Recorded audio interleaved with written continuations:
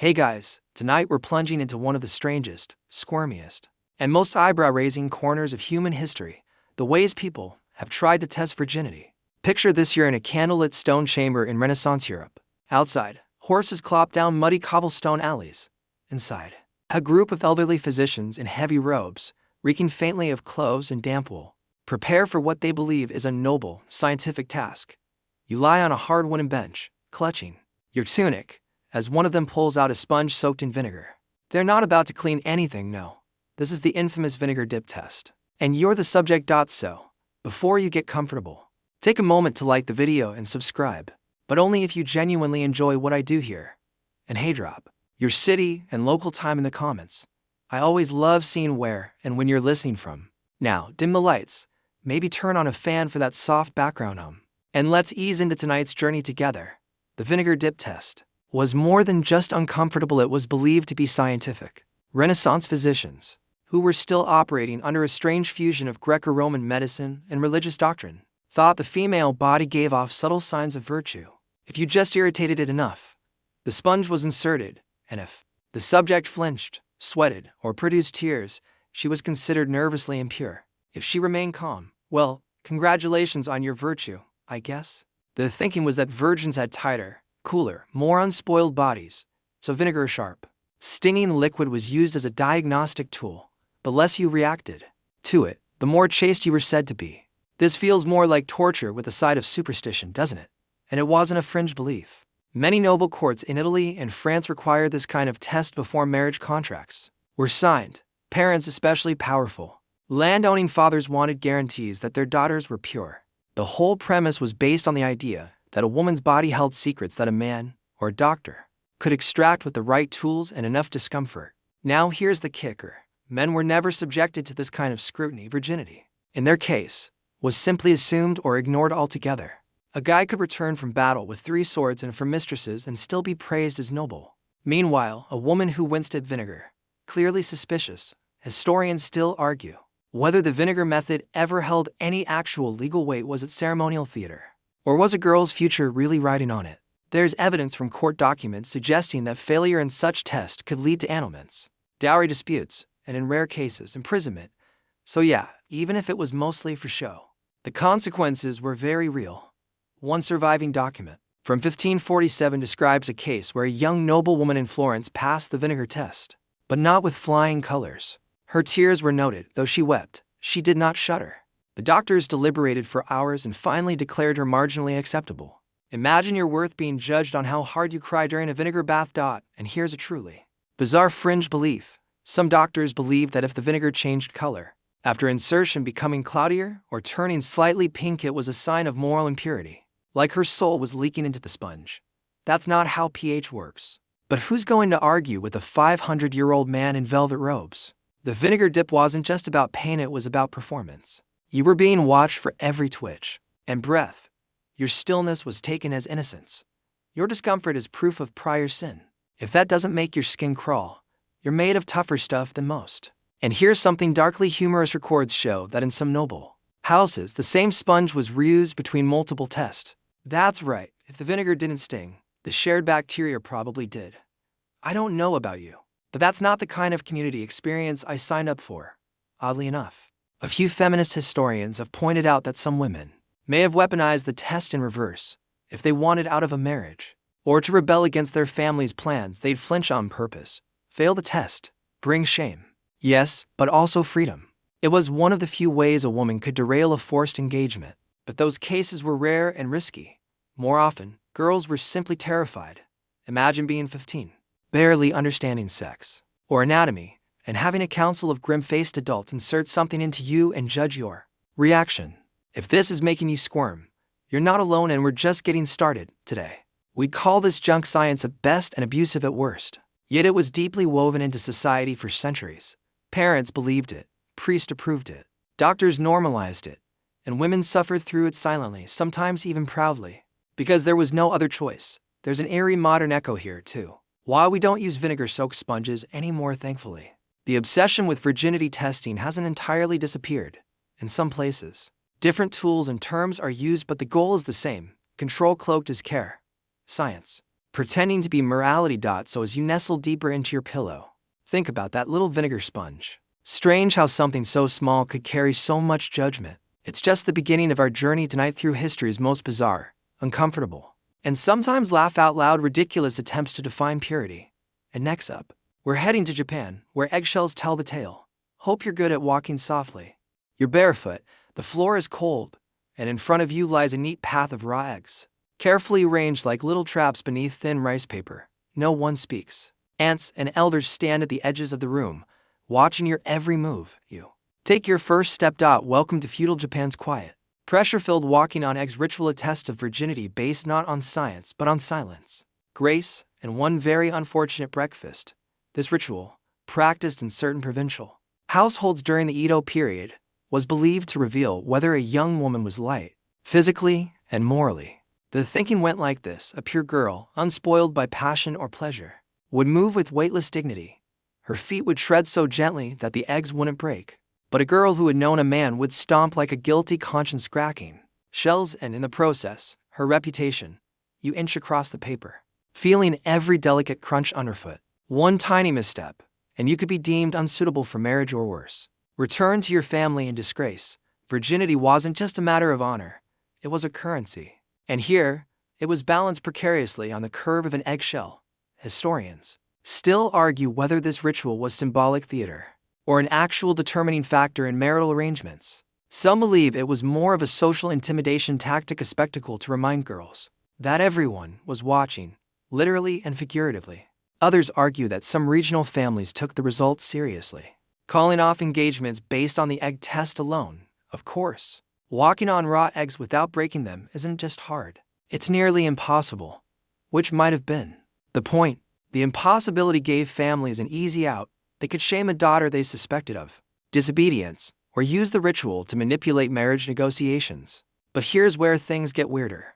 The test wasn't just about the eggs. Sometimes girls were required to carry a tray of delicate porcelain teacups as they walked, the goal to complete the passage without a single rattle. A shaky cup implied inner turmoil land to them. Inner turmoil meant impure thoughts. One folktale from northern Honshu tells of a girl who passed the test flawlessly, but the aunts supervising it insisted she must have cheated with breath control. Breath control. She had apparently practiced shallow breathing to reduce her body weight. Proof, in the aunt's eyes, that she was clever and therefore suspicious. You really couldn't win. And let's not forget the eggs themselves. Symbolically, eggs represented fertility and fragility, life waiting to happen. The test twisted this symbol into a moral obstacle course. You weren't supposed to have fertility, yet you were just supposed to prove you were worthy of eventually receiving it. There's also an odd, lesser-known version of this test called the swan walk, where the bride-to-be had to glide across the floor in white silk socks with a bowl of water balanced on her head. If any spilled, it was seen as a loss of inner balance. This wasn't about eggs, but the symbolism was just as murky and just as merciless. In one surviving family scroll from the 17th century, an elder writes, "She walked the paper without incident, yet her eyes darted toward the floor. And so I distrust her." So yes, even if you pass the physical part, you could still fail based on facial expressions alone. Talk about moving the goalposts. A quirky sidebar: in some aristocratic households, they use quail eggs instead of chicken eggs, smaller and harder to break. Why? Because the family wanted to be merciful. You were still being tested, but under a more gentle standard. That's like saying, we're only slightly traumatizing you today. This egg walking tradition wasn't officially written into law or religious code. It was part of what historians now call domestic virtue theater. These were elaborate rituals designed by and for the upper classes to reinforce control. And while the poor had their own challenges, they were often spared this level of performative morality. But here's where it echoes into modernity. Ever heard of bridal pageants or purity balls? Young girls in white dresses walking carefully, performing grace and innocence in front of crowds. Sounds familiar, doesn't it? The metaphors have changed, but the egg test lives on in different shapes. Also worth noting, men were once again completely exempt from this type of scrutiny. No one made them walk over chopsticks or balance bowls of sake on their heads to prove their virtue. The assumption was simple: men didn't need to be innocent, just dominant. It's this one-sidedness that makes the egg test so uncomfortable to think about. The fact that you could train for weeks practicing slow steps, breath control, and posture and still be judged for the wrong blink or twitch. It wasn't just about walking. It was about walking while being watched. And maybe that's the deeper meaning. These rituals weren't about finding the truth. They were about control, spectacle, and fear. Walking on eggs wasn't a virginity test, it was a performance of submission. A stage where young women played roles written by someone else. As you pull the covers tighter and settle deeper into your pillow, imagine the hush of a tatami room, the scent of cherry blossoms outside, and the soft crunch of eggshells beneath silk-clad feet. The pressure, the stillness, the eyes watching. You survived that one, but don't relax yet. Up next, a trip to ancient Greece, where your virginity may depend on the color of your tongue and the bitterness of a fruit. You're in a courtyard. The sun is bright, and your mouth is dry not from thirst, but from nerves. Before you, a priestess offers you a bowl filled with ruby-red seeds, pomegranate. You know what this means. You chew slowly, carefully, feeling the bitter juice spread across your tongue. Behind you, the elders lean in. They're not watching your hands. They're studying your mouth. Welcome to the curious and unsettling world of the pomegranate check, one of the stranger virginity test whispered about in ancient Greece. According to some scholars, this test was less about anatomy and more about interpretation because, of course, that always goes well. In certain cult rituals, especially among priestesses and women entering temple service, purity was a requirement. But how do you test that when poking and prodding were either taboo or too crude for refined society? Simple, you make the girl eat something sacred. Then you read her like a fruit label. The pomegranate was no random snack. It symbolized fertility, knowledge, and sexual awakening, thanks in part to the myth of Persephone, who famously doomed herself to the underworld by eating 6 pomegranate seeds. So the logic went like this. Feed a girl the fruit, then examine her tongue. If it turned bright pink or red, it was a bad omen. If her breath smelled too sweet and pure, if she reacted with distaste or bitterness, a sign of innocence. Yes, her future, sometimes even her freedom, could hinge on whether her breath smelled like fruit, salad. Historians still argue whether this was truly a widespread ritual or confined to specific sects, like the Eleusinian mysteries or certain oracle temples. We know that young girls, especially those training to become sacred virgins or parthenoi, underwent evaluations before service, but whether these included tongue checks or this is a fusion of myth and metaphor remains debated. What we do know is that the Greeks believed the mouth was a kind of moral mirror. Physicians, philosophers, and religious leaders all wrote about how breath, color, and even salivation could reveal a person's character. Hippocratic texts are full of odd observations like, the chaste girl breathes cool air, and heat in the tongue signals an unruly womb. Apparently, your tongue was the ancient polygraph. There are scattered mentions in poetry and drama, too. In one comedic play by Aristophanes, a mother refuses a suitor for her daughter because her tongue bore the red mark of shame. Whether this was metaphorical or not is unclear, but it definitely hints at popular belief. And get this, some midwives had their own version of the pomegranate test, involving the juice. They'd ask a girl to rinse her mouth with it. If it foamed strangely when she spat, it was assumed her body was hiding something. Of course, modern science tells us fruit juice foams when mixed with saliva and air, but they weren't exactly running lab experiments back then. Here's a quirky tidbit in some versions of the test. You had to chew without swallowing. If you swallowed, it meant you welcomed knowledge, and thus were suspect. The longer you could hold the seeds in your mouth without reacting, no drooling, no grimacing, the more pure you were assumed to be. Virginity by endurance challenge. Oh, and don't even think about spitting it out too fast. That was seen as impatience. Another moral red flag. Honestly, you needed a kind of oral Olympic performance just to walk away with your dignity. This all tied into a broader Greek obsession with external signs. They believed everything could be read: the stars, your body, your breath, even how you walked. In that world, a girl's tongue wasn't just muscle and taste buds. It was a scroll that supposedly wrote down all her secrets. Now for the fringe theory. One particularly odd 2nd century text claims that temple virgins were sometimes made to speak certain words like the names of gods or specific invocations immediately after chewing pomegranate. If their voices wavered, they were assumed to be hiding something. So not only was your taste judged, but your tone too. Imagine chewing through bitter seeds and then having to sing the national anthem without cracking. And of course, none of this was applied to boys. Young male acolytes had no such fruity gauntlets to run. They were either assumed pure or judged by other, less humiliating rituals, often involving physical endurance, not breath control. It's tempting to laugh this off now. Pomegranates, tongue color, sacred burping? But it all comes back to the same ancient anxiety. How do you control something you can't see? Virginity was invisible. So people invented visible proxies no matter how absurd. And this test, unlike some others, may have left no bruises or marks, but that doesn't mean it was harmless. The psychological pressure was immense. Imagine your whole family, or your future priesthood, hanging on the color of your tongue after chewing a fruit. One wrong twitch, and you might be sent home in shame, or worse, married off in disgrace, to some farmer 3 towns over who didn't care about past mistakes. Still, one can't help but admire the surreal theater of it all: a sacred courtyard, a bowl of glowing seeds, a girl trembling under the weight of her own breath. It's as poetic as it is unnerving. So as you lie back now, mouth closed, breath quiet, try to picture the scene again. Cool stone beneath your knees, juice on your lips, eyes watching, always watching. You swallow on instinct. Oops, guess you're not a temple virgin. Coming up next, we're headed to Eastern Europe for a test that's not about taste at all. It's about strength and fingers. Yes, really. You're in a wooden cabin deep in the Carpathian Mountains. A fire crackles nearby. Old women in thick woolen shawls surround you, their eyes sharp, their hands folded. In the center of the room, an embroidered handkerchief lies between you and another girl, your cousin, perhaps, or a village friend. She gives you a nervous glance.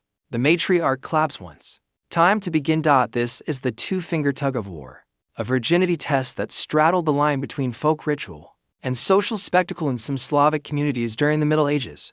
Strange, absolutely.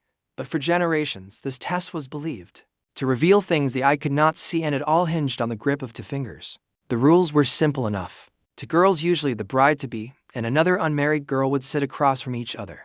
Place their index and middle fingers through opposite corners of a square cloth and pull. The idea was to test not just physical strength, but tension, resolve, and inner moral balance. If the bride lost the tug easily, some elders would nod in quiet approval. Modesty, they'd say. If she fought the hard, or worse one, eyebrows would rise. Historians still argue whether this test was meant to be symbolic, like a rite of passage, or if it truly impacted marriage decisions. In isolated communities with strong oral traditions, the line between metaphor and mandate was often blurry. One scholar even suggests it may have evolved from older pagan trials of endurance, reshaped over time into a more moral form. But let's not kid ourselves, this wasn't just innocent fun. Women knew the stakes. A poor performance might mean whispers at the market, reluctance from suitors, or even shame cast on the entire family. Virginity was seen as community property, and this oddly innocent-looking game carried the weight of collective judgment. Here's where it gets weird. In some versions of the test, the cloth was soaked in either wine or herbs before use. The reasoning: a pure girl would not flinch at the scent of sacred things, but a guilty one would find it overwhelming. Because of course, if you can't judge virtue by strength, why not try scent? Other accounts suggest that while pulling, the girls were required to maintain eye contact. If one looked away, it was interpreted as a sign of dishonesty. Imagine trying to win a game of finger tug-of-war while locked in an intense staring contest, and also being judged by 5 elderly relatives with a lifetime of suspicion under their belts. In the more extreme variants, the test escalated. After the initial tug, the winner would switch hands and repeat the pull. Some traditions believed that dominant right-hand strength showed honesty, while hidden left-hand strength indicated secrecy or loose conduct. This may be the first and last time a girl's entire moral character was judged by her ambidexterity. And then there were the songs. Oh yes, in some villages, a short chant was sung during the pull, a kind of narrative litmus test that praised modest girls and shamed the fiery ones. The verses changed depending on the outcome. If the bride lost with grace, they'd sing of her humility. If she grunted or made a show of force, the lyrics took a sarcastic turn. Nothing like a little public shaming in 4-part harmony. Let's pause for a light-hearted aside. One 18th-century Slavic folktale tells of a girl who trained for months, with river stones tied to her fingers just to ace the test, and then deliberately lost it anyway, because a good girl must not be too good. That's one way to game the system. As absurd as this all sounds, it served a serious purpose, reinforcing social norms. This wasn't about truth, it was about performance. About making sure you knew your place in the marriage hierarchy, and that you could follow directions under pressure. After all, if you couldn't handle a tug-of-war, how could you be expected to handle a husband? And let's not forget the broader historical backdrop. In a world where marriage was often a woman's only path to stability, passing even the strangest test became a form of survival. Virginity wasn't about virtue, it was about value. About land, dowries, alliances. Your fingers were just the scapegoats. Scholars continue to debate the origins of the ritual. Some say it emerged from older Slavic goddess traditions, particularly those tied to duality and balance. Others believe it was a Christianized form of earlier fertility games, rebranded with moral overtones. Either way, it lasted well into the 19th century in some rural areas, long after similar rituals had faded elsewhere. And yes, once again, men were never subjected to such trials. No tug of war, no vinegar, no fruit breath, just a handshake and maybe a dowry negotiation. The bar was laughably low. As you lie still now, your fingers twitch slightly beneath the covers. You imagine the weight of that cloth, the scratch of homespun linen, the eyes around you, the tug. It's silly, yes, but also a little sad that so much could be measured by so little, that the tension in your grip might say more about you than the strength of your spirit. Next, we're heading into even murkier waters, the long, flawed obsession with the hymen itself. Brace yourself. It's time for a biology lesson that history got entirely wrong. You're lying flat on a woven mat, knees drawn up. The room is dim, hushed. A midwife squints through the flickering firelight. She leans in closer, muttering a prayer to herself. Her fingers are calloused, her gaze clinical. You try not to breathe too loudly. This is the infamous hymen inspection, the so-called scientific virginity test that's been performed in some form across continents for centuries. And tonight, you're going to find out just how misguided and downright absurd it's always been. Let's start with the basics. The hymen is a thin membrane located just inside the vaginal opening. But here's the kicker. Its appearance varies wildly from person to person. Some are born with very little hymenal tissue. Others stretch or tear it through sports, horseback, riding, or simply existing in a body that moves. And yes, some never tear it at all, not even during intercourse. But for most of history, people didn't know or didn't care about those nuances. Instead, the hymen was treated like a medieval security seal. If it looked intact, you were pure. If it looked broken, you were compromised. And the problem with this logic, everything. You see, the so-called inspection often relied on nothing more than vague visual interpretation. There was no standard, no training. One woman's innocence might look totally different from another's. Yet families, religious leaders, and even courts treated the hymen like the ultimate litmus test. Historians still argue whether this practice originated in ancient Greece or further east in India, where early Ayurvedic texts reference vaginal tightness and unopened flowers. But by the Middle Ages, hymen checking was embedded deeply in many cultures across Europe and Asia. Midwives were often tasked with the job. Some did so reluctantly, others made a show of it. And let's not forget how subjective it all was. A girl might be declared impure just because her anatomy didn't conform to expectation, or because she flinched during the exam, or because the midwife had a personal grudge. It was like trying to read someone's moral history from a fingerprint blindfolded. In 15th century Spain, noble families kept detailed examination records, sometimes even signed by clerics. These documents could make or break marriages. In France, a court case from 1683 hinged entirely on a midwife's testimony that the girl's hymen lacked full resistance. Imagine your future depending on how elastic your tissues felt to someone else's fingers. Here's a fringe twist. Some believed the hymen could regrow with time and prayer. A 17th century German physician wrote that a girl who lived modestly and avoided shameful thought might recover her physical purity like a moral phoenix. Others claimed the body knew how to heal dishonor, which, to be honest, is kind of sweet if it weren't so completely wrong. Still, the idea that pain or bleeding during first intercourse proved virginity persisted for centuries. It showed up in literature, law, and even medical texts. And when bleeding didn't happen, girls were accused of lying. One English nobleman in 1590 tried to sue his bride's father over a lack of wedding night evidence. Spoiler, he lost. But only because the judge didn't want to embarrass the family further. Let's be clear, bleeding during sex is not a reliable indicator of virginity. It can happen, or not. It depends on everything from hydration to hormone levels to stress. But try telling that to a 14th century groom who's pacing his chambers, waiting for a stained bedsheet like it's a royal decree. Want a bizarre sidebar? In parts of 18th century Russia, brides were fed walnuts for a week before the wedding. If their stools were firm, it was said to indicate tightness of inner passageways, a euphemism for hymenal integrity. Digestive regularity as moral proof. You can't make this stuff up. More recently, so-called two-finger tests were practiced in some parts of the world well into the 20th century. And even today in some regions, a doctor inserts fingers into the vagina to check elasticity and resistance. This method has been thoroughly discredited. condemned by the World Health Organization and labeled a violation of human rights. But the myth lingers. What's wild is how fixated society became on a tiny bit of tissue.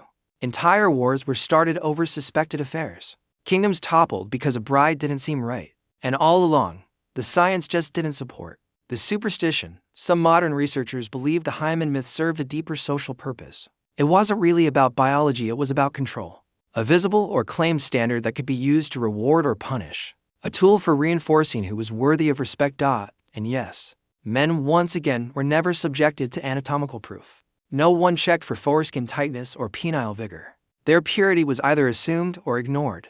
It's a double standard so old it's practically fossilized. Today, thankfully, more and more countries are banning virginity testing altogether. But the damage lingers. Some girls still grow up afraid of what their bodies might say about them. Some even ask doctors to reconstruct their hymens, a painful, unnecessary surgery driven by pressure and fear. So as you lie back in the dark, let your breath slow. Think about how many lives have been altered, defined by a bit of tissue that's misunderstood, inconsistent, and ultimately irrelevant. Virginity isn't something you can see. It's not something that bleeds. And it's certainly not something that lives or dies in a midwife's judgment. Next up, we're traveling to West Africa, where sweat and string determined whether a girl could marry, dance, or dream. You're standing under a harsh sun, sweat already slicking your brow, as a circle of elders chant softly round you. A string dyed crimson and tied in an intricate loop is wrapped around your waist and threaded between your thighs. You're told not to let it slip. Beside you, another girl trembles slightly, her string already loose. A hush falls. She's failed the test. Welcome to the vivid and complex world of sweat and thread rituals, practiced in various West African communities, particularly among Yoruba and Ashanti lineages. These tests blended spiritual symbolism, social tradition, and a heavy dose of moral expectation, all to determine whether a girl was ready to become a wife, a dancer, or a woman. Let's start with the sweat. In some communities, the belief went like this: a virgin sweat would be cool and odorless. If a girl began to perspire heavily during questioning or a ritual, and if that sweat bore what elders call the bitter scent, it was seen as a sign she had been sexually active. Yes, we're talking about sweat's male virginity detection, basically a sniff test cloaked in sacred tradition. You were made to stand, sometimes kneel while questions were asked. Have you known a man? Have you kissed with longing? Do you still dream with an empty womb? With every answer, elders would observe you closely. If your face flushed or your skin glistened, it was taken as confirmation of guilt, nervousness, a natural reaction under pressure. None of that mattered. In this ritual, sweat was confession. And then came the thread. This part of the test was often tied to traditional dance ceremonies. Before a girl could participate in sacred movements or fertility rites, she had to pass the thread ritual. A long, loop string was passed between her legs and tied at the waist. She was then instructed to walk, kneel, or perform basic dance steps without letting the string fall or shift out of place. Historians still argue whether the thread test was meant to judge anatomical tightness or simply obedience and grace. One interpretation suggests it was less about testing virginity in a biological sense, and more about symbolically proving balance, discipline, and control. But in many oral histories, it's clear a slipping thread was often whispered about afterward as proof of open paths. In some regions, the test became a spectacle. Families would invite neighbors to observe the ritual, turning it into a public rite of passage. If a girl passed, drums would sound. She'd be declared whole. If she failed, the drums fell silent. And in a community built on shared symbols, silence could be a heavier sentence than words. Want a quirky tidbit? In certain households, the string was soaked in sacred herbs believed to react to impurity. If the dye bled or faded as the girl walked, it was taken as a mystical sign of misconduct, as if colored string had moral instincts. There are also reports from Sierra Leone and Benin where a leaf was tucked into the waistband, alongside the thread. If the leaf wilted too quickly from body heat, it was assumed the girl carried heat within. In some places, this was associated with desire, in others with guilt. Either way, a drooping leaf could doom a reputation. And here's where things take a more ceremonial turn. Among the Ashanti, passing the thread test often led directly into the puberty dance, a vibrant, rhythmic performance celebrating a girl's transition to womanhood. But the unspoken rule, only virgins were allowed to dance. So if your thread had slipped earlier, you'd be politely asked to sit down or not so politely asked to leave. The irony is brutal. A test about string and sweat became a doorway or a barrier to full social belonging. These rituals were serious, but they weren't always cruel. Some elders saw them as protective, meant to shield girls from early sexual exploitation. Others used the ceremonies as bonding experiences between women of different generations. But intentions don't always soften outcomes. And for many girls, the pressure was immense. Just imagine being 14, knowing that one wrong move, one extra bead of sweat, could stain your future. A failed thread test might delay your marriage prospects. It might embarrass your mother. It might make boys whisper when you passed. And all because of something you couldn't fully control. Here's a fringe twist.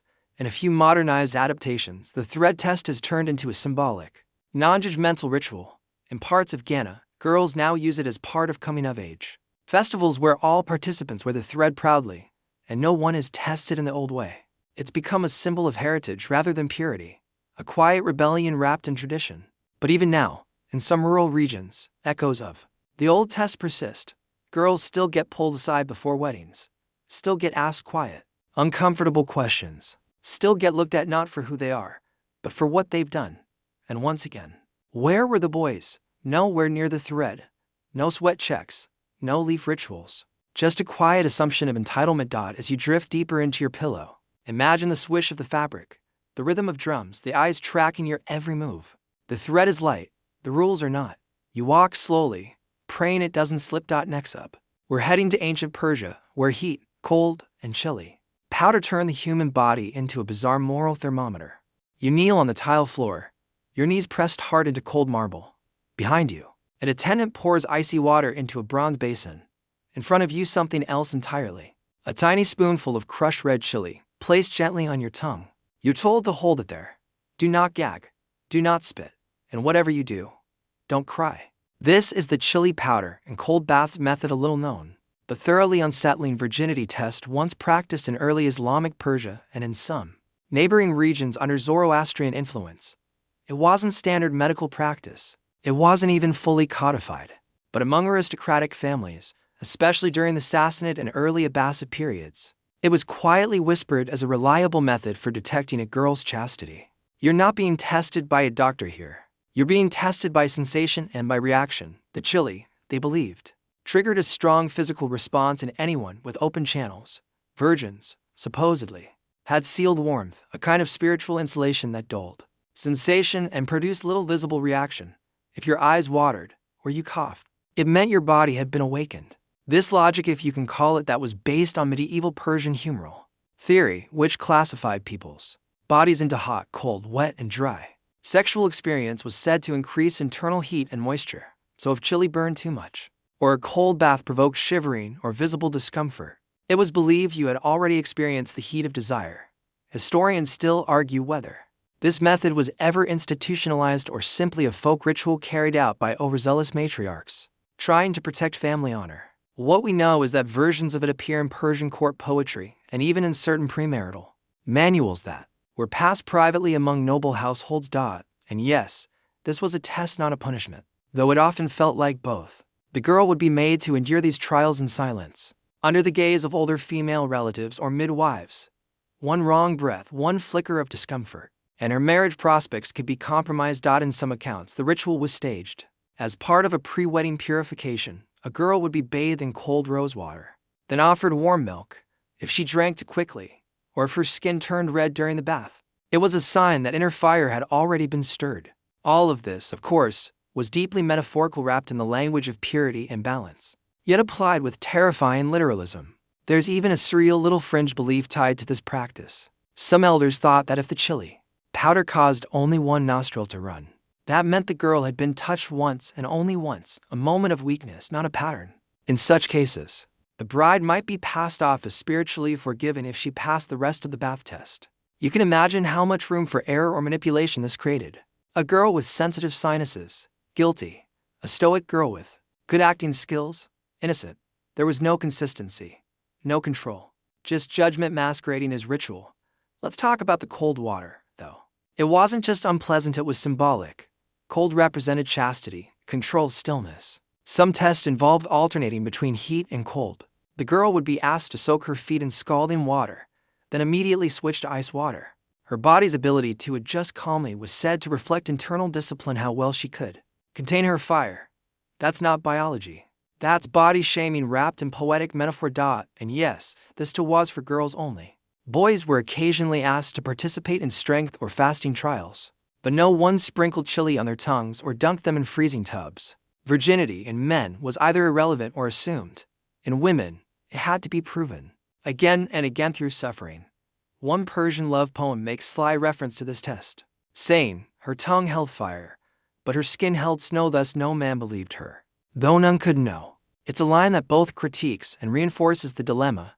You could be innocent and still fail, or guilty and still pass. There was no safe route, only performance. Quirky historical footnote. In the 11th century, a Persian physician named Ibn Sina, better known as Avicenna, wrote in his Canon of Medicine that virginity could not be confirmed through reaction alone, calling such test fables for anxious men. But his voice was a whisper against centuries of tradition. Some fringe communities even turned the test into a game. The girl would be seated in a circle and told to hold the chili powder on her tongue while reciting verses or answering riddles. If she faltered, she failed. Imagine being grilled with spicy trivia under threat of lifelong shame. The ritual faded slowly as medical knowledge advanced, but echoes of it remain in some cultural attitudes. You still hear jokes, usually cruel, ones about handling heat or melting in cold water. You still see rituals centered on suffering as proof of self-control. And of course, this whole method, like every other test, says more about society's obsession with controlling women than it does about the women themselves. So now, as you exhale softly in your bed, imagine a quiet tiled room, chilly smoke in the air, rose water in a porcelain bowl. You close your eyes.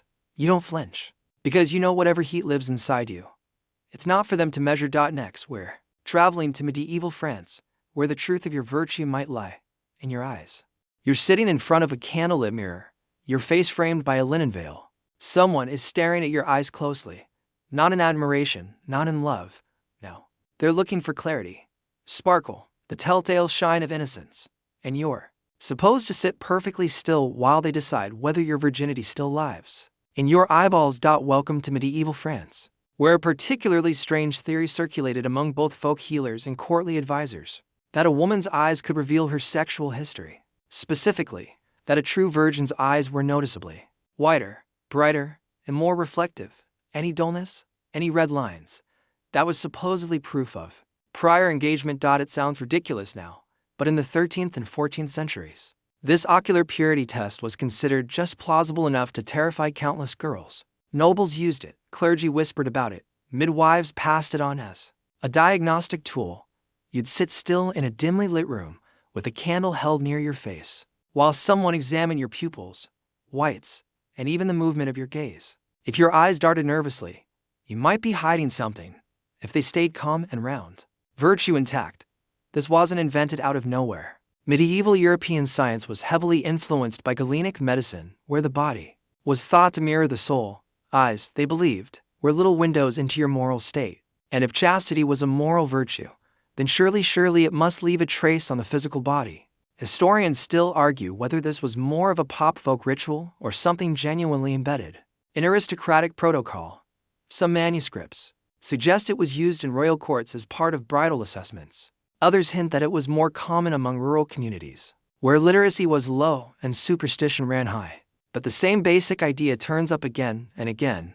Clear eyes equals clean soul.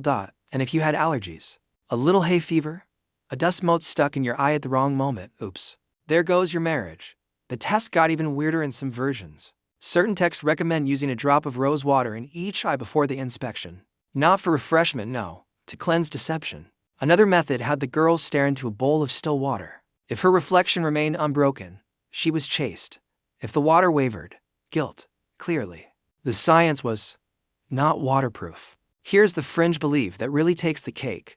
In some regions of Burgundy and Normandy, it was said that a virgin's eyes would glow faintly blue when exposed to full moonlight. Yes, glow. This probably originated from a folk misunderstanding of how moonlight can catch the moisture of the eye and make it shimmer. But once the rumor spread, young women were sometimes observed outdoors at night watched by mothers, aunts, or chaperones looking for that mythical blue gleam. One French physician in the 14th century even claimed to have devised an ocular mirror that could magnify the glint of virtue. Spoiler, it was just polished silver and confirmation bias, of course. All this assumed a very narrow ideal of what pure eyes looked like. Wide set, light-colored, Moist but not watery, unblinking but not blank. It was a checklist no one could really pass unless they had good genes, good lighting, and no allergies. But it created just enough fear to keep young women on edge. Imagine the anxiety knowing that a bad night's sleep or a touch of conjunctivitis could make people think you were no longer pure.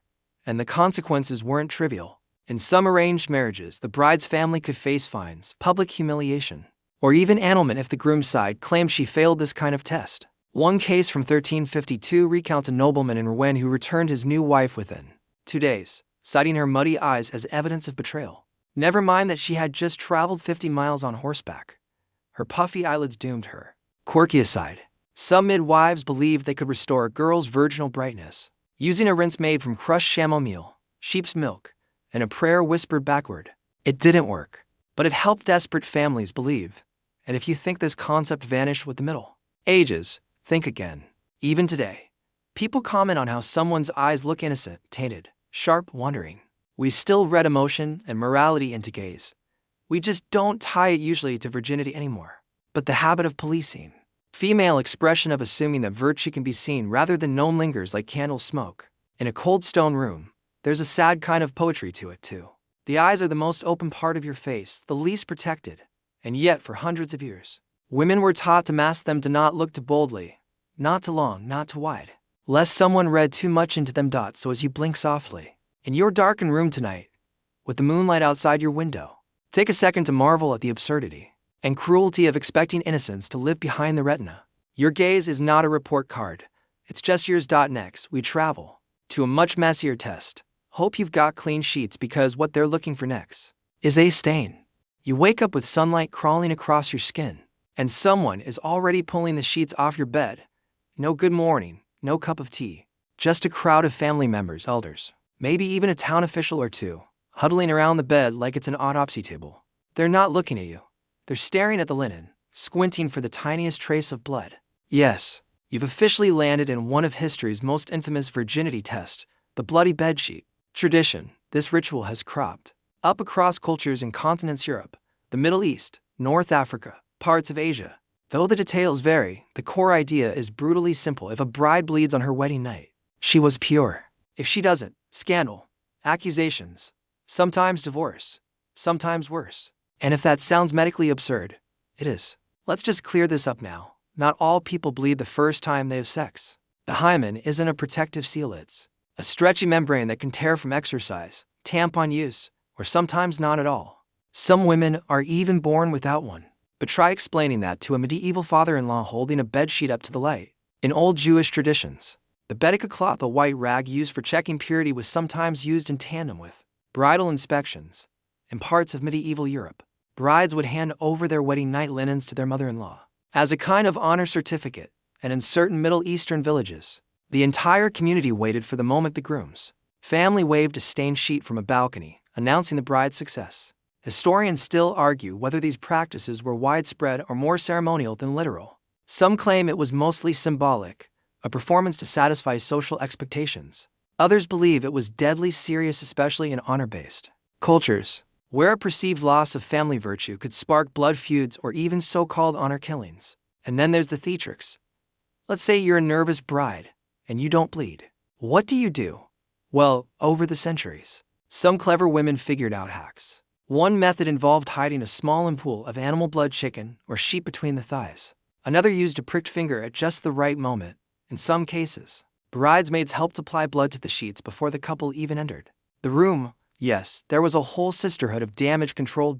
In Bulgaria, there were reports of midwives coaching brides in how to paint the evidence convincingly. In India, folk advice sometimes included placing beetroot juice or crushed berries beneath the sheet. And in 19th century Turkey, female relatives would sometimes hide in the room, yes, physically present to assist improve production. And the pressure wasn't just on the bride. Grooms were expected to perform on demand, regardless of nerves, inexperience, or attraction. Failure to consummate could be seen as proof she had bewitched him or that he was weak. Talk about a no-win situation. One infamous case in 17th century France. A nobleman named Jacques de Lestamps annulled his marriage the morning after the wedding, presenting an unstained sheet in court. The bride's defense: she had already torn her hymen during horseback riding. It didn't matter. The court ruled in favor of Jacques. The bride was sent back to her family in disgrace. Quirky sidebar. In some Eastern European villages, the bloody sheet wasn't just examined, it was displayed, hung out a window, draped over a chair. In one German community, it was even paraded through town like a holy relic, complete with cheering neighbors and wedding music. A little over the top for a body fluid dot, and yes, there are stories unconfirmed, but chilling of brides punished for failing this test. Public shaming, beatings. Some were sent to convents, others disappeared from the record entirely. Modern science, of course, debunks all of it.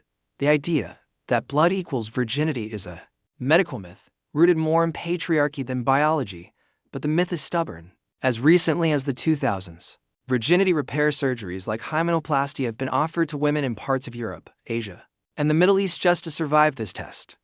That's not history. That's now. And yet, it's also true that not every culture saw this practice as traumatic. Some families treated the sheets as heirlooms, proof of marital harmony, not just virginity. In rare cases, brides kept them as souvenirs, a weird kind of scrapbook, still for many women across centuries. That crumpled linen was more than fabric. It was a verdict, one you didn't get to appeal. So imagine it, you've just survived your wedding, the feast, the awkward ceremonies, and now this, strangers examining your sheets like crime scene investigators, judging not your love or happiness, but your body's ability to hemorrhage on cue. And yet, as disturbing as this test is, it's also illuminating. It shows just how obsessively cultures have tried to materialize something invisible: virtue, chastity, sexual history, something that lives in memory and experience and not, contrary to medieval opinion in your bloodstains. Now, let's rinse our metaphorical linens and move to a slightly saltier test. Literally, the Romans are about to place something sharp under your tongue and decide whether you're clean based on your taste buds. You sit in silence, surrounded by flickering oil lamps. The scent of frankincense curls through the air, and someone, perhaps an ant, perhaps a priestess, lifts your chin gently. You're told not to speak, not to move, just to open your mouth. Then, almost ceremonially, she slides a tiny pinch of coarse salt under your tongue. Welcome to ancient Rome, where virginity could be tested with something as mundane and as symbolically loaded as salt. Of course, this isn't the kind of test that makes sense by today's standards. But in a world steeped in omen, ritual, and symbolism, purity wasn't always measured by blood or touch. Sometimes it was about taste. The salt under the tongue test comes from household purification rites, many of which blurred the line between superstition and social control. It was thought that a virgin's saliva untainted by sexual desire would leave the salt dry and grainy. A non-virgin's, on the other hand, would supposedly dissolve it immediately. Why? Because lust made you wet inside and out. It's strange logic, but hey, so was putting leeches on people for headaches. Historians still argue whether this test was ever widely practiced, or just part of a broader symbolic repertoire. Some believe it was mostly theatrical, an element of marriage rituals or fertility blessings. Others point to texts describing priestesses using salt, vinegar, or even honey to read the body's truth through flavor. Either way, it was one of many small, quiet tests that slipped through history's cracks. But why salt to Romans? Salt wasn't just seasoning, it was sacred. Soldiers were sometimes paid in salt, hence salary, and it was used in offerings to gods. Sprinkled across thresholds and added to holy water, it was purifying, preserving, incorruptible, a perfect contrast to the supposed moral decay of a sexually active woman. So placing it beneath the tongue wasn't just a taste test. It was a spiritual x-ray. One ritual involved placing a thin sliver of salted bread on the tongue. The bride would stand silently, barefoot on a stone floor, while elders watched for signs: twitching, swallowing, eye flickers. If the bread dissolved quickly or if she gagged, it was taken as a sign of shameful secrets. But if she held it like a marble, motionless and composed, she passed. The tongue was believed to be the body's most honest muscle. After all, it slips so easily when we lie. And of course, this wasn't a scientific procedure. You couldn't replicate it in a lab. It was more theater than tests like so many of these rituals, but it gave people a sense of control, of knowing. That was often more important than the truth. There's also a Roman myth attached to the test, one that tells of a Vestal virgin named Claudia, accused of breaking her vow of chastity. When ordered to perform the salt trial, she supposedly stood for hours, salt beneath her tongue, never blinking, never swallowing. Her accusers waited for the salt to dissolve, but it never did. The gods, they said, were on her side. Of course, there's no proof any of this happened, but the story lived on for centuries. Fun fact, Roman brides sometimes wore salt-lace veils woven with silver thread. The idea was that the salt would protect them on their wedding night from bad omens, evil spirits, or the potential embarrassment of not being proven a virgin. Some even slept with pouches of salt beneath their pillows, a slightly quirkier version. In the countryside, there are whispers of a pre-wedding tongue duel, where a bride and groom would both place salt under their tongues and kiss without letting it fall. If either of them flinched or spit, it was seen as a sign they were not telling the whole truth about their past. And while we're here, let's take a detour to a Roman bachelor party, or rather, the confarreatio, a high-class wedding ceremony that involved sharing salted spelt cake. Some scholars believe that even the texture of that cake was inspected for signs of nervous fingers or trembling hands, clues that the bride wasn't as chaste as claimed. You can almost picture it, all full of relatives, eyes narrowed, gossip floating between bites of salted bread and honey wine. Everyone looking not for facts, but for signs of blush, a stumble, a bead of sweat, all while the bride tried to keep a grain of salt perfectly still under her tongue. The irony, of course, is that the body doesn't always cooperate. Nerves dry the mouth, fear tightens the throat, and salt, being salt, tends to dissolve anyway, especially under pressure. So even if you were entirely innocent, this test might still fail you, which says less about you than it does about the culture that invented it. Still, these tests were often less about individuals and more about family reputation. A failed test wasn't just a private issue. It could ruin marriage prospects, spark financial disputes, or cause rifts between households. The salt wasn't just on your tongue, it was rubbed into the collective pride of two families, trying to out-honor each other. And here's the kicker. Even though the Roman Empire fell, the obsession with bodily truth lingered. Echoes of the salt test can be found in medieval European taste trials, where mouth dryness or bitter breath was interpreted as a moral failing. In some Orthodox communities, even into the 18th century, new brides were told to fast and taste salt to clear their conscience before marriage. So tonight, as you let that imagined grain of salt dissolve under your tongue, think about the centuries of women who stood still, silent, terrified, not because they were guilty, but because someone decided the taste in their mouth revealed the secrets of their body. Ready for something a little more extravagant? In the next chapter, you'll be judged not by your tongue but by a court of noble women, who will literally watch, sniff, and decide whether you're a virgin based on vibes. Yes, you heard that right. You sit on a cushioned bench, draped in silk, surrounded by gold and incense. You're not in a courtroom.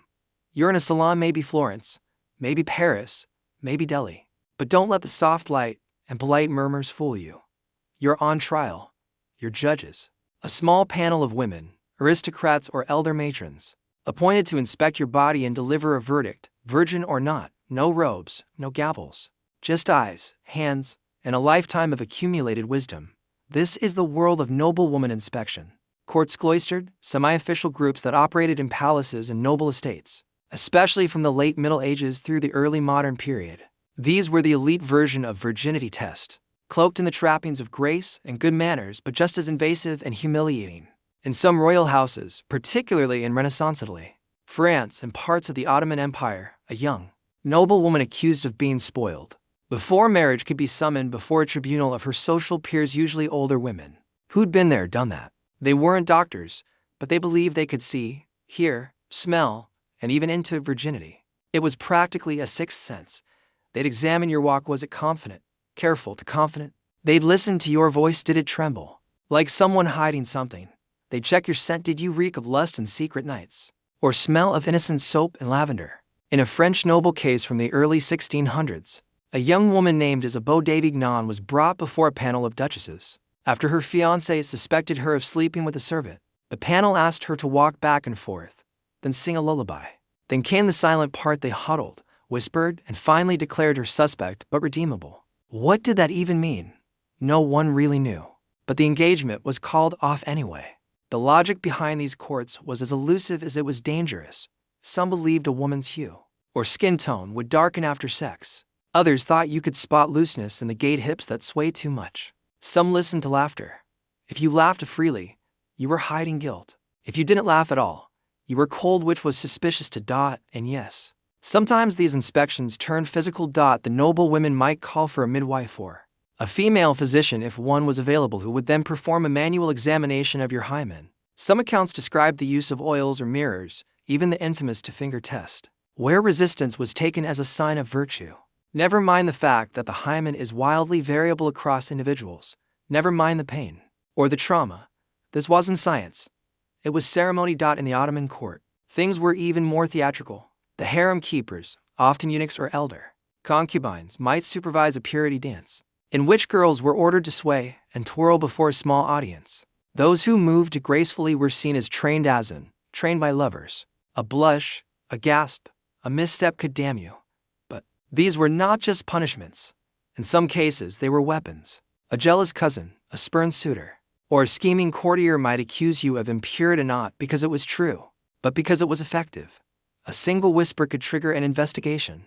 A botched inspection could exile you to a convent or kill a political marriage alliance. In Mule, India, court records describe high-born ladies subjected to seclusion and virginity rituals before royal weddings. These included scented baths, symbolic hymen-like veils, and yes, private viewings by female elders. Some brides underwent a ritual in which pomegranate petals symbolic of the intact womb were scattered across their lap before older women tried to read their posture.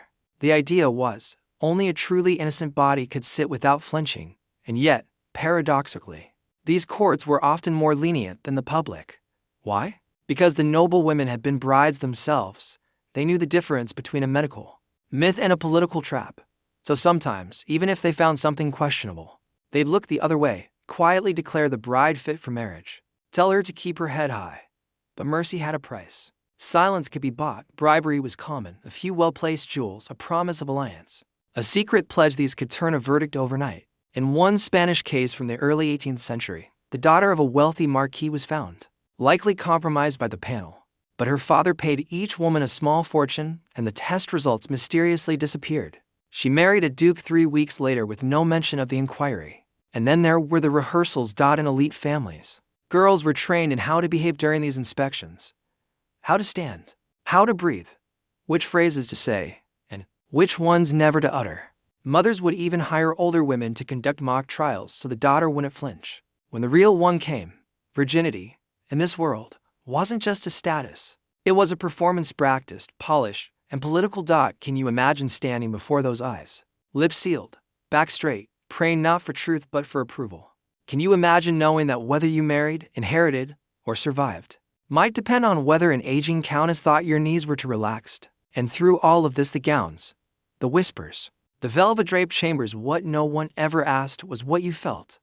If you wanted the marriage, if you were scared, if you were safe, because in these courts, you were not a person, you were a body of evidence. Next, we descend from courts of queens to the forest and rivers of folklore where virginity wasn't tested by sight or smell but by magic, a belt that unlocks, a unicorn that kneels, a stone that sinks, or doesn't.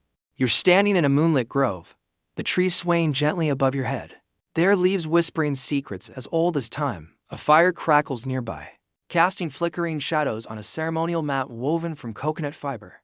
In your hands, turtle shell smooth on the outside, but cracked on the inner curve. The village elders lean in. You're not reading tea leaves, you're reading purity. Welcome to the world of turtle shell divination, a pre-colonial practice found among certain Pacific Islander cultures and oral traditions, especially in regions of Melanesia, Polynesia, and parts of Micronesia. And yes, believe it or not, one of its strangest ceremonial purposes was to determine whether a girl had kept herself pure before marriage. How? The shell's cracks would supposedly respond to the spiritual energy of the person holding it, flaring in odd directions, showing fractures and sacred patterns, or remaining eerily still depending on the girl's past. You sit quietly, you breathe. The shell rests in your lap. An elder woman begins chanting in the old tongue. She doesn't look at your face. She stares at the shell, waiting for signs: heat, color shift, the twitch of a crack. If the lines glow with balance, you pass. If they spiral or split, well, you might be considered tainted. Sounds bizarre, right? But this wasn't a novelty sideshow for those involved. It was real, spiritual, and deadly serious. Some island societies believed virginity was linked not to the body's biology, but to mana, kind of sacred force or energy that could be detected, enhanced, or disturbed. A person with broken mana might be blamed for everything from poor harvests to dying livestock. So, these virginity tests weren't just about sex, they were about harmony, cosmic order, and even communal survival. That doesn't make them less invasive. The turtle shell wasn't the only method. In some areas of Papua New Guinea, A girl might be asked to press her bare feet against a sacred rock, said to be attuned to ancestral spirits. If the rock grew warm, she was innocent. If it stayed cold, she was hiding something. No explanation needed. There were water tests in parts of Tonga and Vanuatu. Legends speak of truth ponds where a girl was asked to step waist deep into a spring. If the water stayed calm, she was pure. If it rippled unnaturally or turned cloudy, watch out. Some versions of the ritual had her drop a shell or fruit into the pond. If it floated, all was well. If it sank, guilt. And again.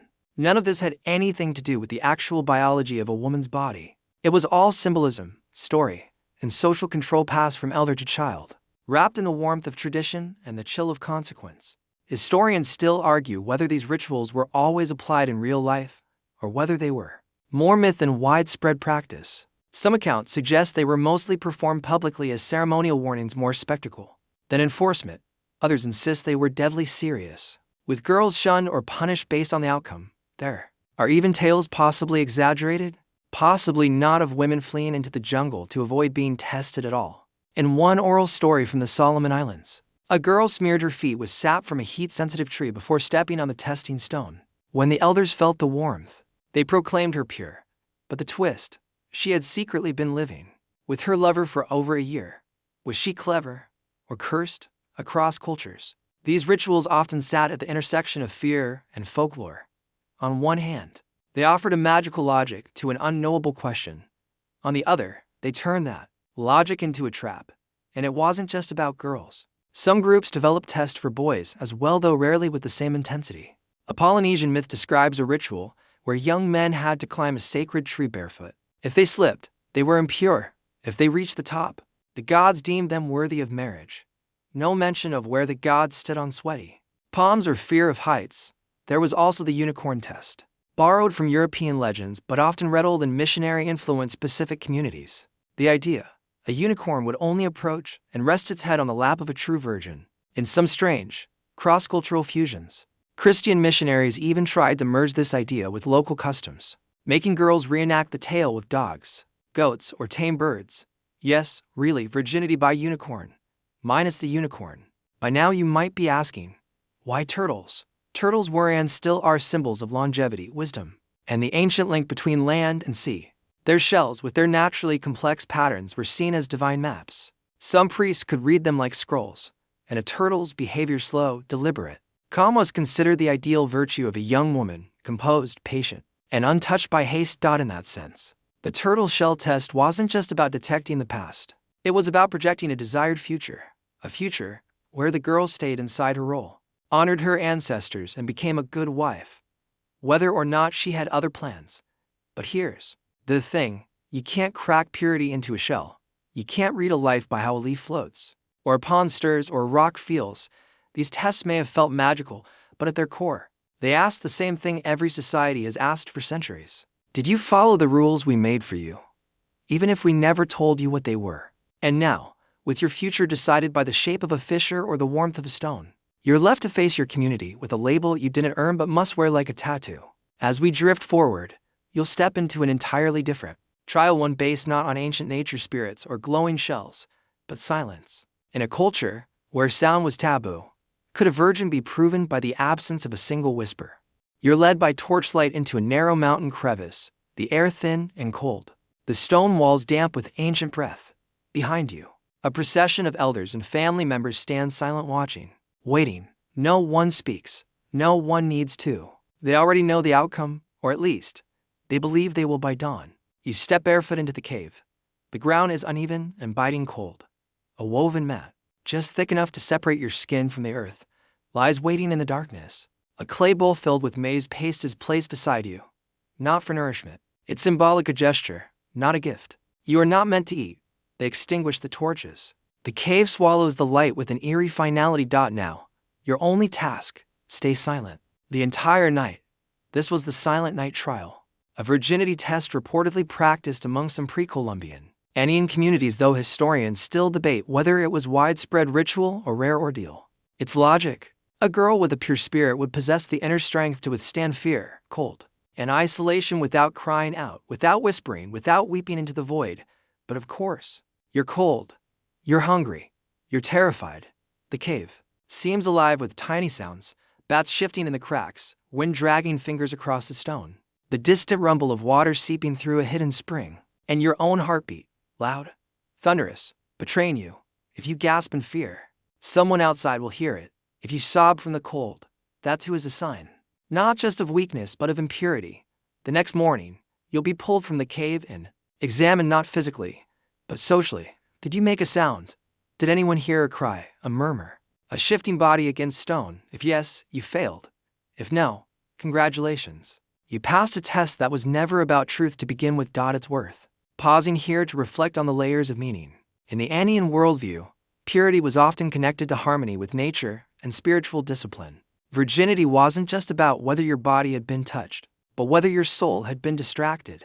That night of silence was supposed to mirror the unbroken calm of a sacred lake, the stillness of the stars overhead. It was, in its own way, a cosmic alignment, or so they said. But let's be honest, this wasn't a spiritual quest. It was a power play, an exercise in social obedience, using fear and fatigue to mold behavior. Some oral traditions even mention variations where girls were told ghost stories before being locked in legends of ancestors who failed the test and were devoured by the spirits of the cave. A bit much, don't you think? Yet among these same communities, virginity wasn't always a black and white label. In some Inca provinces, for example, girls who failed the cave test weren't punished or exiled but instead redirected to roles as ritual attendants, weavers, or temple assistants. Virginity was graded on a spiritual curve. You might lose the marriage slot, but you could still be useful, comforting, in a bleak sort of way. That said, failure wasn't always met with tolerance. One haunting myth tells of a girl who whispered a single prayer in the darkness, just 3 syllables, and was said to have angered the mountain gods. The next day, a landslide buried her village. Whether true or not, the story served its purpose. Silence wasn't just expected, it was sacred. Of course, modern scholars cast a very different light on the Silent Night trial. Some believe it never existed as a formal ritual at all, and instead evolved as a cautionary tale used by elders to keep young girls in line. Others suggest it may have been reserved for noble families, where alliances and bloodlines made virginity a high-stakes game. But the most compelling argument, that the silence itself was a metaphor, a way of instilling the idea that good women don't speak unless spoken to, that suffering in silence is a virtue, that obedience is the real mark of purity. And unfortunately, that idea is still alive in many places today. Have you ever noticed how often women are told to smile, nod, and keep quiet even when facing humiliation? It's not just a coincidence. These old cave stories may seem exotic, but their core lesson: don't make noise. Don't make trouble. Echoes through history and straight into the modern world. And here's the part that will haunt you more than the cave. Some girls passed the Silent Night trial not because they were pure or strong, but because they were too afraid to fail. They didn't cry out because they feared shame, exile, or worse, and that fear, that weaponized silence, became their badge of honor. Remember the sweat thread test from Section 6? How pressure and stillness were treated as measures of morality. The cave is just the natural extension of that logic. The quieter you are, the cleaner you must be. But silence doesn't equal consent. Stillness doesn't equal virtue. And being able to survive a night of darkness without crying doesn't prove anything except that people have long gone to absurd lengths to police women's bodies using myths, dressed up as rituals. Still, somewhere up in the Andes, there are old stories whispered by grandmothers about girls who endured that long, frozen night and came out stronger, or at least accepted. And now, you rise from your cold mat. You haven't spoken for 12 hours. Outside the cave, the morning sun is rising, gilding the cliffs in pink and gold. Someone hands you a woolen cloak. You don't ask if you passed. You already know. But just when you think you've seen every bizarre test history had to offer, you'll find yourself traveling to a very different continent where, instead of silence, the trial requires you to drink sacred milk and try not to vomit. You sit cross-legged on a woven straw mat. The scent of goat's milk, slightly sour, unmistakably pungent, drifts toward your nose. In your lap, a carved wooden bowl trembles faintly with each breath you take. All around you, the villages, watching, not tens of people, hundreds, grandmothers clutching charms, wide-eyed cousins whispering guesses, and elders seated in semicircles like silent judges. No one blinks, no one looks away. This is the ordeal of the sacred milk, and you're the main event. This virginity test, known in parts of highland Ethiopia especially among certain Omotic-speaking groups, blur the lines between ritual, religion, and a very strange form of gastrointestinal psychology. According to tradition, a girl suspected of impurity either before a wedding or after suspicious gossip could prove her innocence by participating in a public ritual that involved drinking a fermented sacred milk mixture and then walking barefoot over thorn-laced ground under the midday sun. The theory, if she was pure, the gods would calm her belly, guide her feet, and give her balance. But if she was not, well, let's just say people were standing by with buckets. The sacred milk itself wasn't your typical breakfast pour-over. It was fermented, laced with ritual herbs, sometimes caught leaves, sometimes powdered bark from a tree sacred to the local spirits, and allowed to curdle in a goat horn ladle overnight. Some accounts claim ashes from the tribal fire were stirred in as a spiritual filter. The taste, according to oral histories, it ranged somewhere between earthy yogurt and death-flavored regret. Now, here's where it gets spicy literally. Right after drinking, you had to stand and walk a narrow path lined with acacia thorns. You weren't allowed to flinch. You weren't allowed to pause. And if you vomited, if you so much as gagged, that was proof enough that your body and your soul were hiding something. Historians still argue whether this practice was widespread or confined to small tribal courts, but its symbolism is well documented. The fermented milk represented life, fertility, and sacred duty. The thorns symbolized temptation, pain, and the world's judgment. Passing the ordeal meant you had mastered both body and spirit aligned in perfect control. Of course, one has to wonder who really passed these tests: the girls with cast iron stomachs, the ones who practiced barefoot walking on thorns since childhood, or maybe just the ones who knew better than to challenge the system. And here's a twist for you. In some versions of the tale, the milk wasn't consumed at all, it was bathed in. The girl would strip to her underclothes and kneel while elders poured it over her head and shoulders, chanting invocations to ancestral spirits. The belief was that pure skin would absorb the milk, while impure skin would sour it, evidenced by changes in smell or consistency within minutes. Let's be real, milk left in the sun during a ritual is going to smell funky anyway. But logic wasn't really the point. The point was control. You were being measured not by facts or fairness, but by performance, composure, and the whispers of those who already believed what they wanted to. And the consequences of failure? Social banishment, cancelled engagements, or worse, being labeled a maharit, a dishonored woman who could never marry within the tribe again. Some were even offered in atonement marriages to distant villages, their worth negotiated like expired grain still. Some girls outsmarted the system. One folktale tells of a clever young woman who, knowing she'd be subjected to the ordeal, began microdosing sour milk for weeks to build up tolerance.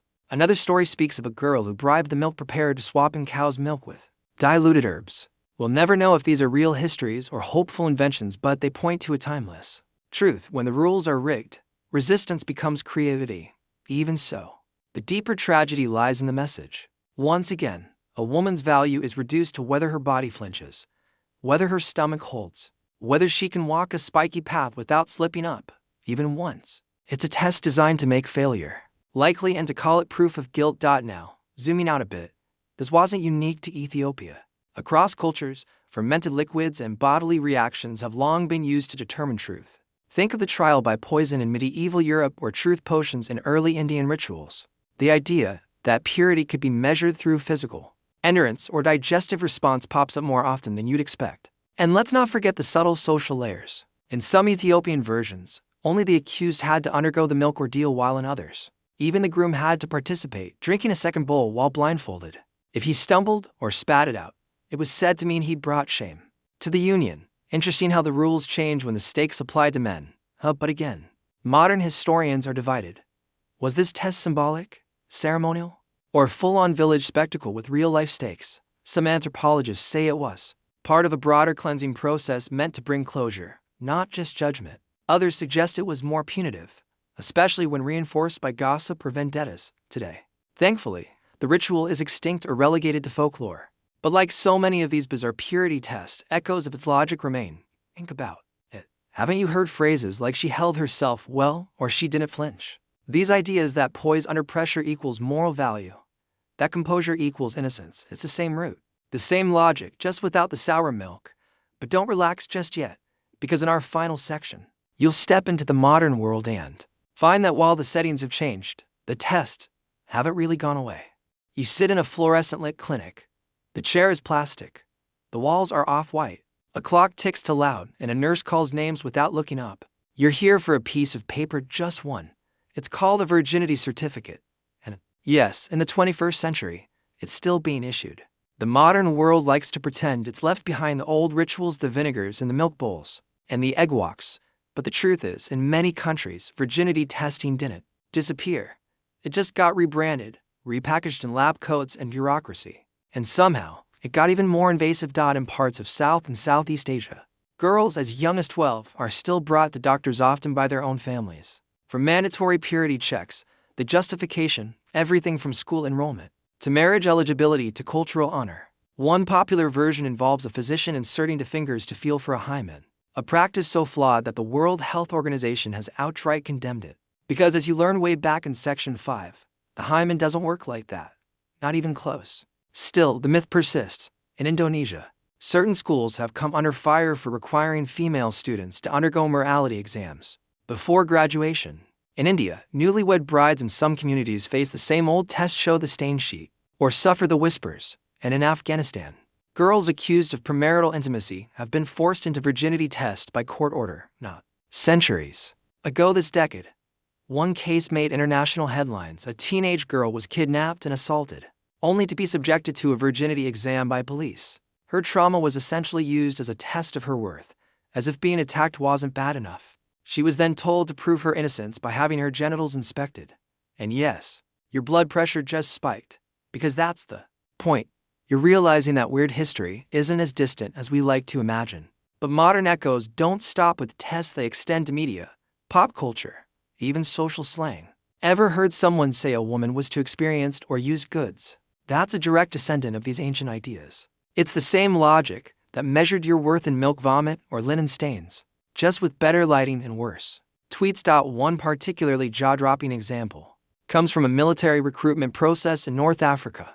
There, female applicants were historically asked to pass a virginity check as part of the moral screening process. Again, science says this proves nothing, but the culture said otherwise. In some cases, failure led not just to rejection but public shame and forced removal from their families. Historians still argue whether these tests are really about purity or simply control. Is it about proving chastity, or just finding another way to make sure women don't step outside invisible lines? Even in the Western world, remnants remain. Think of reality shows that mock or prize virginity, or celebrities who make headlines for abstaining. Think of how often virgin is used as shorthand for innocence, and non-virgin as something you have to explain. The hymen has become a metaphor for morality, a fragile thing, supposedly one and done, even though actual anatomy says otherwise. And maybe you've heard of virginity restoration surgery, a booming industry in countries like the US, UK, Egypt, and South Korea. Women are paying thousands to reconstruct their hymens, hoping to pass cultural litmus test on wedding nights. Some do it for fear, others out of love. All of them are trying to meet standards that make no biological sense.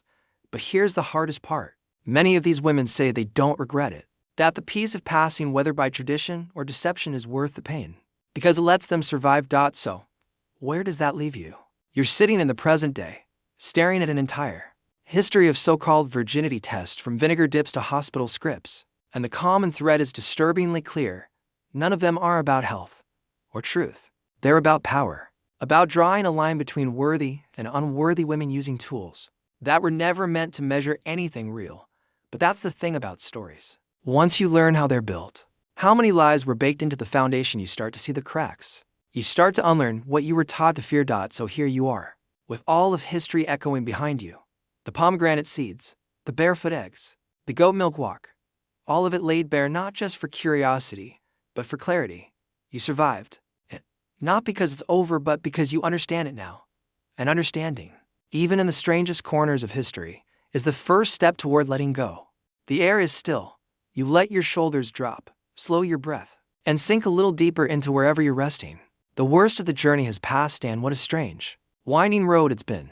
You've wandered from dusty medieval huts to echoing courtrooms, from fermented milk rites to cold modern clinics, and through it all, you've watched the same old script unfold again and again.